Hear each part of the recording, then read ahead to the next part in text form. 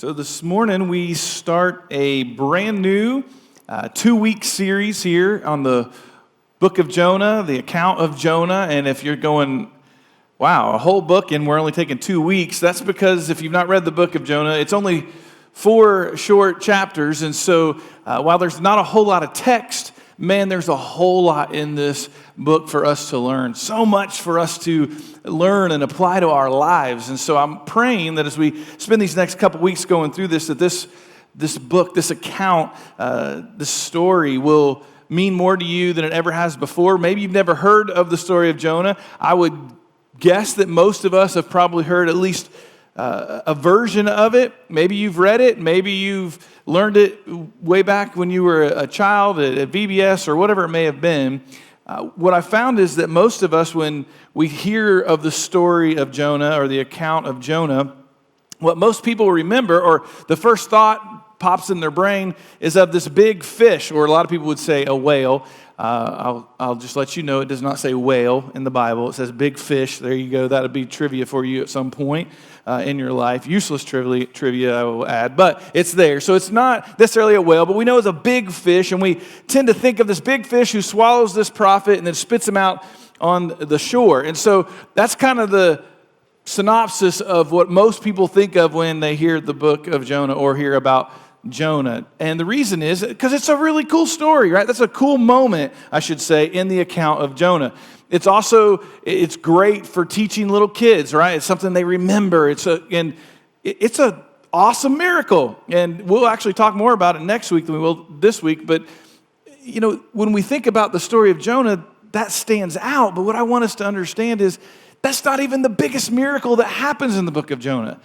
That's honestly a pretty small piece of the whole book as far as what God is trying to teach us, what we should know when it comes to the book of Jonah, why it's even in the Bible to begin with, why God wanted us to hear about this, why God wanted us to know about this. There's so much more to it than this little piece in the story of a big fish who swallows a prophet and spits him out onto the shore. And I'm hoping that by the time we're done with this, these couple weeks, it will mean a whole lot more to you as well. So when somebody refers to or you think about the story of Jonah, it will go way beyond that little piece of the story. Now, one of the things that I want to make sure that I bring up is you're going to hear a lot about this city called Nineveh. This city was the capital of the Assyrian Empire. Now, Nineveh, it's important for us to kind of know the location of it as well. There's no longer a city called Nineveh that exists, but we know where Nineveh used to be. Matter of fact, I have a map here I'll show you. This is important for something we'll talk about a little bit later, but it is actually in northern Iraq. So if you're not real good with geography, I like to put up maps so you can kind of get an idea of where in the world this is. But it's in what is called Mosul, Iraq. So it's the very top of Iraq in the north, and I want you to see where that's located today. So hopefully this map will kind of come back into your mind. I have another map a little bit later that I'll show you that'll help us kind of get our minds wrapped around what's going on here. This city of Nineveh is super important to understand because of what was going on there. Because first of all, the Assyrians and the Jews, they didn't get along at all. As a matter of fact, the Syrians did a whole lot of really horrible stuff to the Jews, to both of the Jewish kingdoms at the time. And so there was hate, absolute hate between the Jews and the Assyrians. And beyond that, Nineveh was a place that, my goodness, it was pure evil. Not to mention that this place of pure evil was 550 miles northeast from where Jonah was. So Jonah's pretty cool with the fact that he's nowhere close to this place, but everyone knew about it. Everyone knew what this place was about. They knew it was pure evil. It was so evil that we're going to read today that it offended God. It wasn't just, there's some sin there's some things going on. It was so bad, it was so evil that God actually calls it out, that it's offensive to him. Matter of fact, we'll read it here. This is Jonah chapter 1. The first 2 verses, it says this. It says, "The word of the Lord came to Jonah, son of Amittai. Go to the great city of Nineveh and preach against it, because its wickedness has come up before me.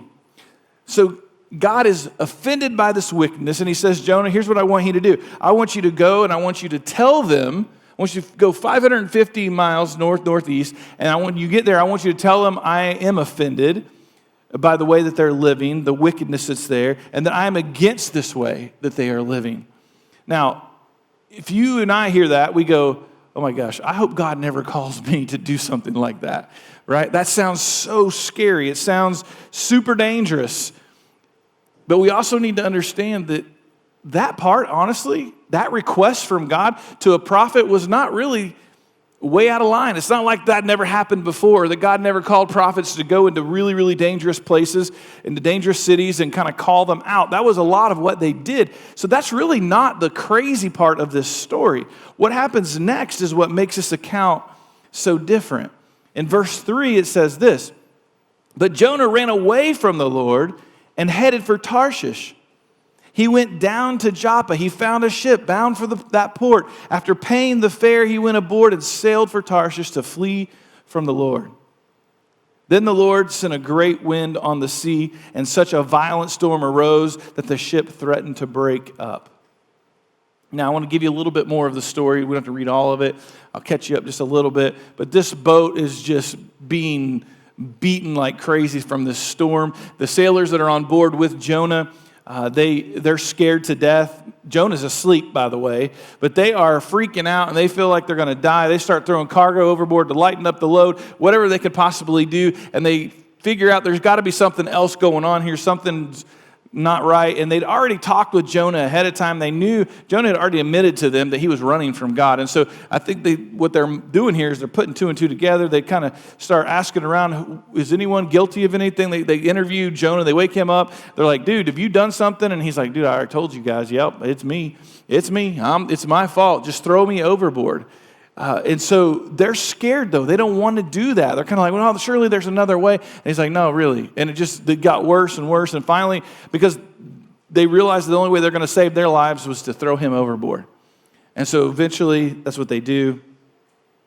They throw him overboard. And we read this at the end of chapter 1 and also the beginning of chapter 2. It says this, now the Lord provided a huge fish to swallow Jonah. And Jonah was in the belly of the fish 3 days and 3 nights. From inside the fish, Jonah prayed to the Lord his God.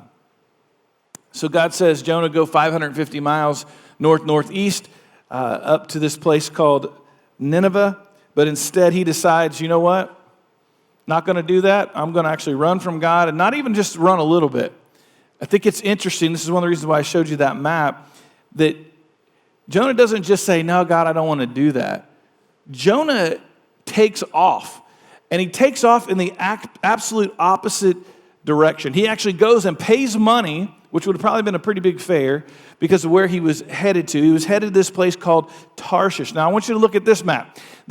Remember where I showed you that was? This is where Tarshish is. It's all the way over in what is now Spain. So God says, go 550 miles northeast over here to Nineveh, Jonah. Jonah says, nope, no thanks. Gets in a boat, and he is headed 2,500 miles away to what would have been known to Jonah as the farthest point he could possibly get away from where God was calling him to go. That was his plan. I'm not going to do it, God. I don't want to do it, God. We'll talk a lot more next week about more of why he was so adamant about this. But I want us to see this because I just want us to understand that we're so much like this, church. We're so much like this. You know, when we look at something like this and we go, really, Jonah? I mean, you're running from God. I mean, it's kind of like, you know how little kids play hide and go seek? You ever played hide and go seek with little bitty kids? You know, and they're terrible hiders, right? You walk into a room and they're like in the middle of the floor, and you're just kind of like, but what do they all do? They all close their eyes, right? Wherever they're sitting, because they feel like if they can't see you, you can't see them.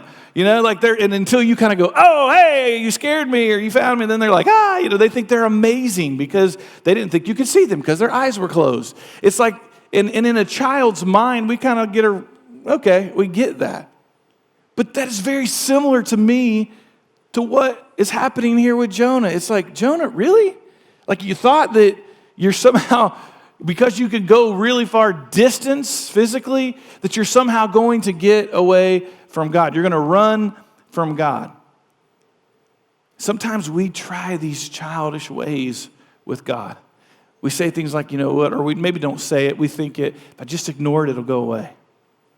Man, if I just avoid church and I avoid all those people who love God or those people that may call me out or whatever, you know what, I won't be convicted about it anymore. And we find our ways of trying to avoid things. We find our ways of trying to run from God when there's things that we know we should be doing or God is calling us to do, and we don't want to do it for whatever reason that may be, and we run.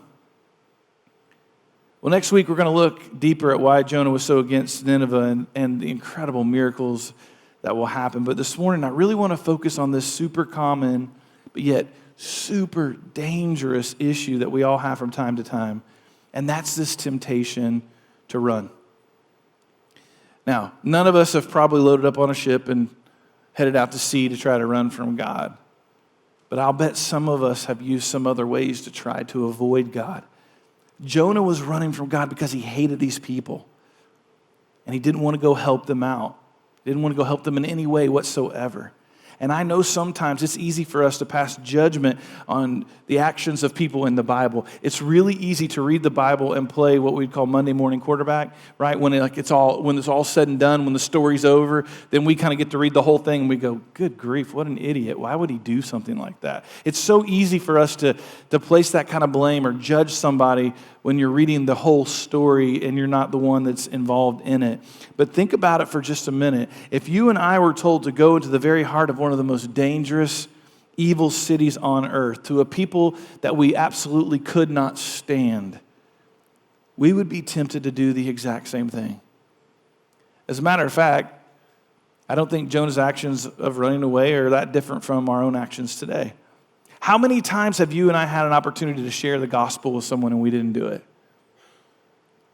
We chickened out. We had all the intentions of saying something. We were going to bring it up. We were waiting for the moment. Whatever it might be, and we just chickened out.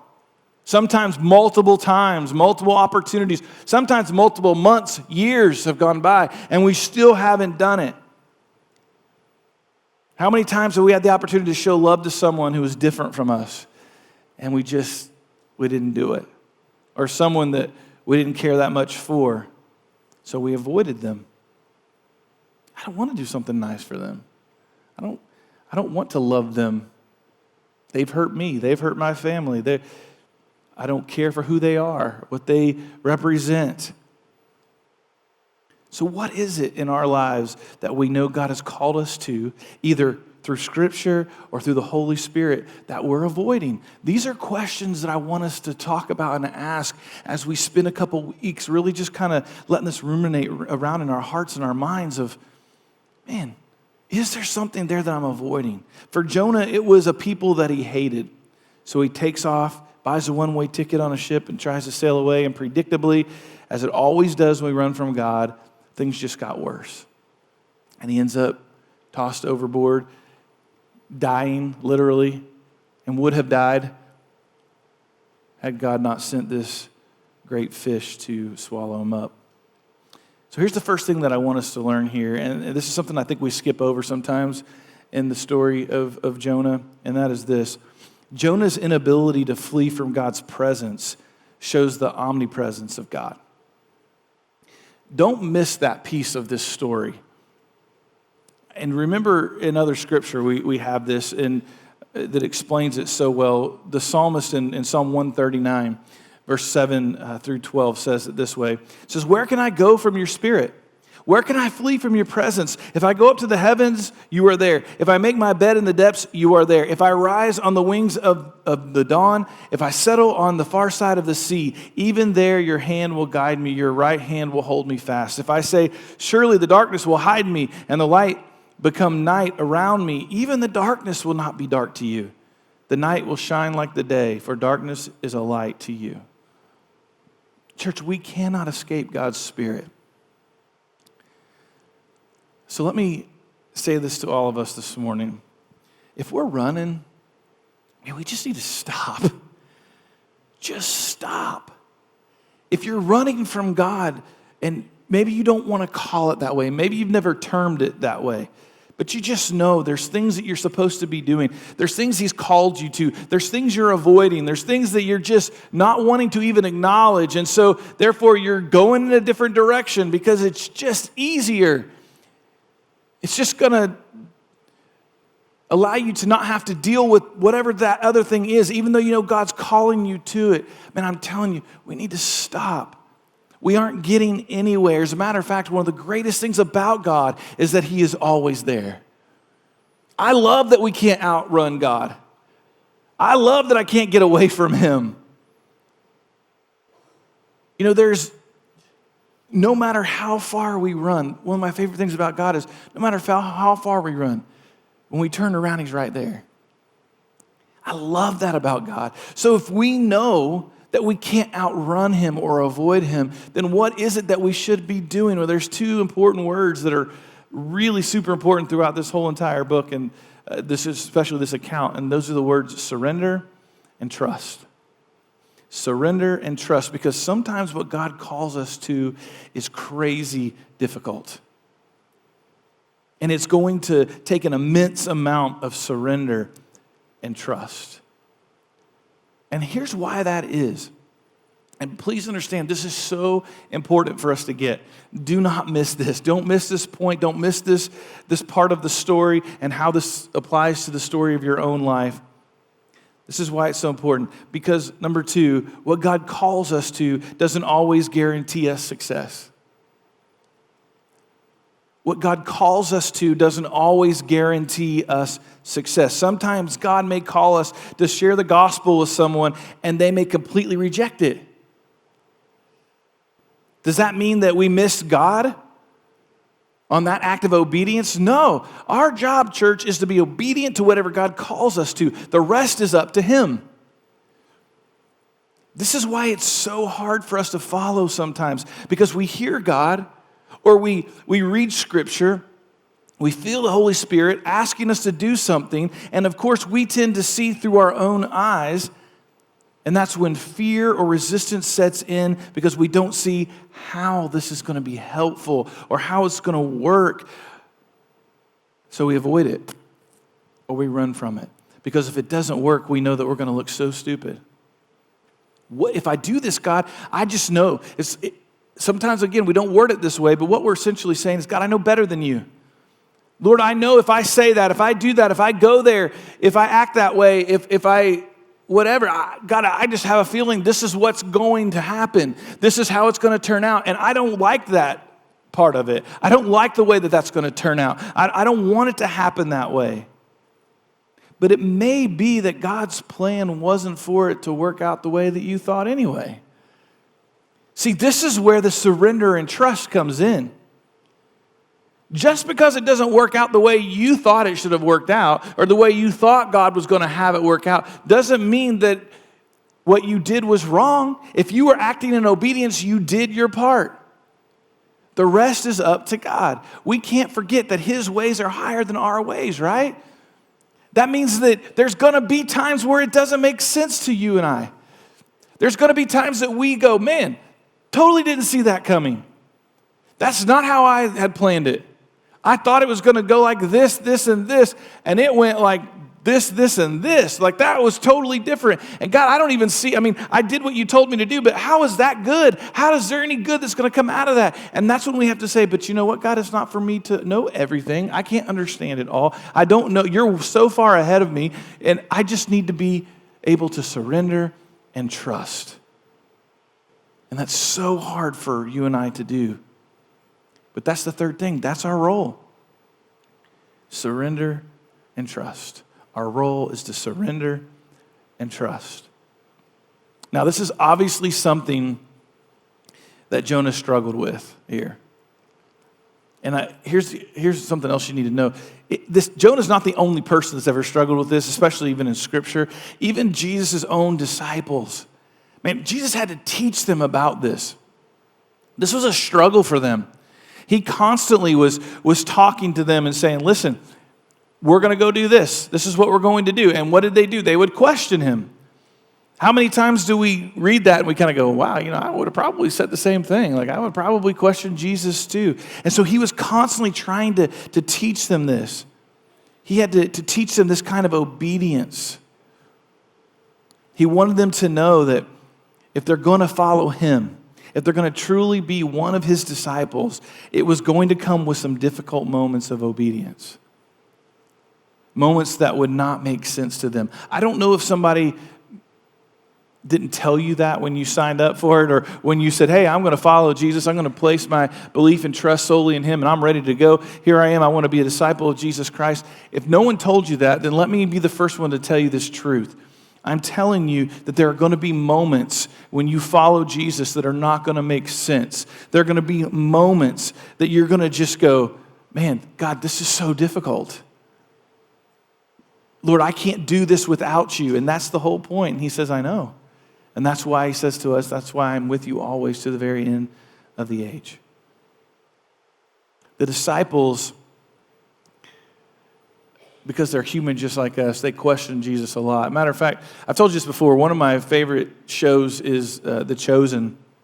And in the season 1 finale, there's this awesome scene where you have the disciples and Jesus, and their disciples want to go around Samaria. Jesus wants to go through Samaria.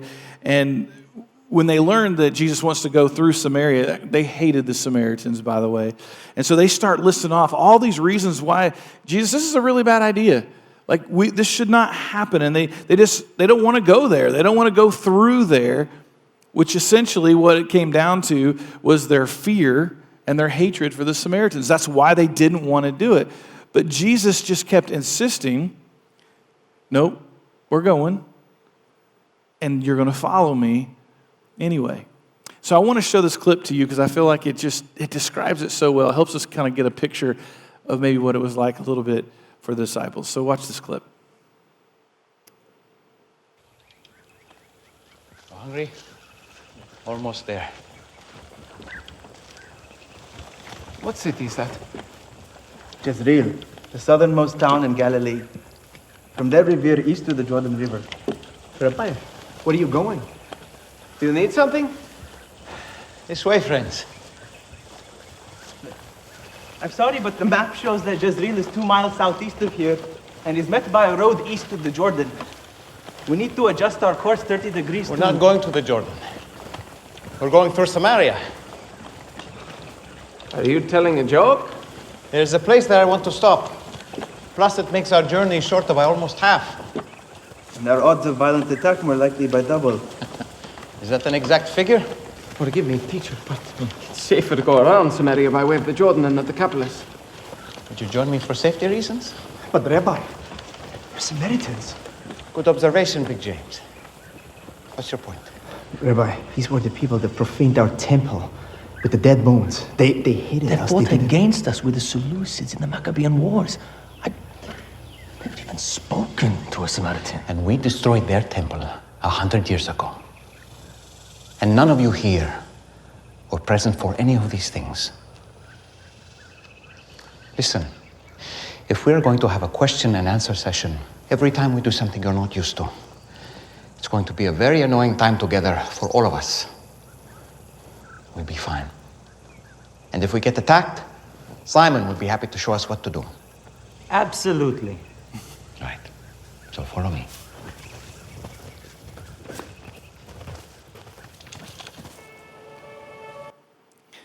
I love the line in that clip where Jesus says, if we're gonna have a question and answer session every time that we do something that you're not used to, this is going to be a really annoying time for all of us here, right? It's like Jesus is trying to get them to understand. Listen, and then he said, by the way, he follows that up with, "You'll be fine."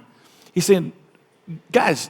Before that, remember where he kind of says, did you follow me for safety reasons? Like he's like, I've told you that. You know that being with me, you know that if you're going to represent me in this world, if you're going to follow me, it's going to come with some very difficult moments. It's going to challenge you. It's going to take you to some places that are going to be scary. It's going to take you to a lot of places that you don't want to go.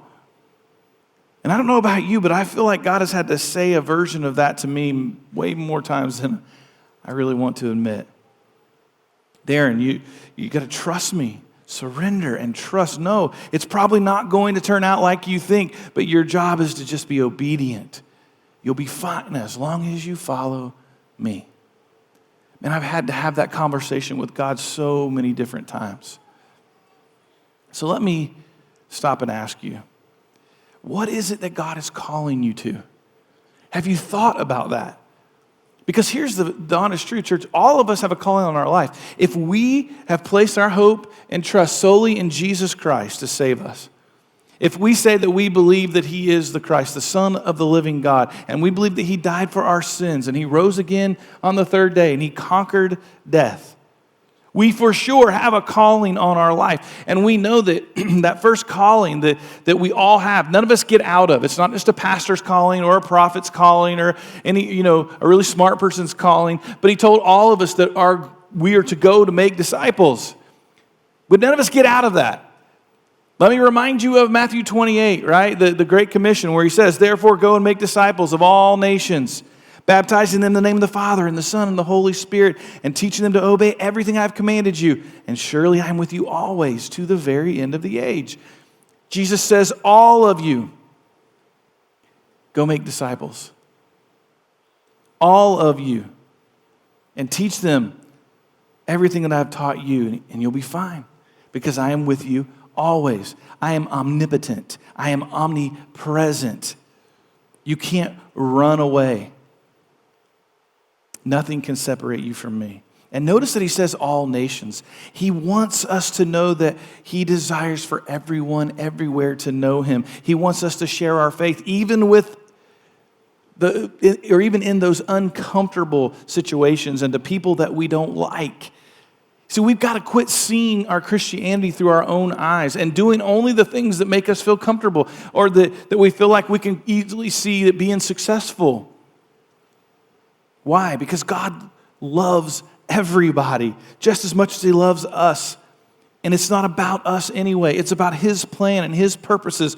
Our part is to surrender and to trust. Jonah had made it about him. He didn't want to go there. He didn't like God's plan and what God was calling him to do. And so God had to correct him because of his disobedience, which, by the way, God still corrects disobedience even today. We need to be aware of that. And it is never fun. It's a horrible experience that we have to go through when we have chosen to not obey him. Now, God is a gracious God, and we're going to talk about that so much next week, but he is also a God of discipline. As a matter of fact, the discipline that we receive when we disobey is because he loves us so much. If you're a parent, you understand this. You get this. Some of us spank. Some of us use timeout. Some of us use grounding.